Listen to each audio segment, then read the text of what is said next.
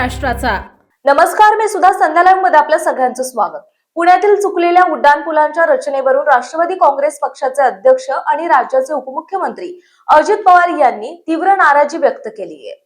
पुणे शहरामध्ये गेल्या काही वर्षांत उभारण्यात आलेल्या बहुतांश उड्डाणपुलांची रचना चुकीची असल्याचा आरोप होतोय।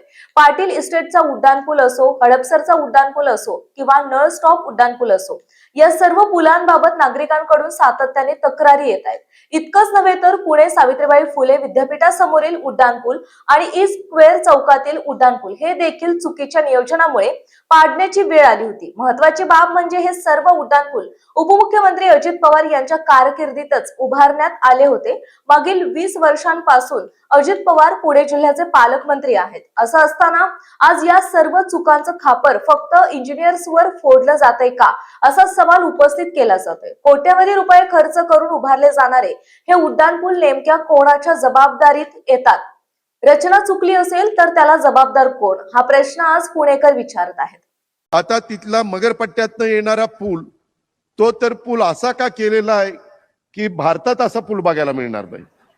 भारतात इकडनं माणसांनी यायचं, इकडनं यायचं, कुणी कुठं जायचं काहीच कळत नाही, तोही पाडावा लागतोय।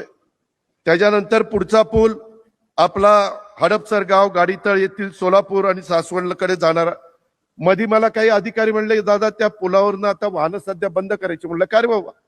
त्याचं बॉल बेरिंग म्हणलं अडचणीत आलंय, बेरिंग खराब झालंय।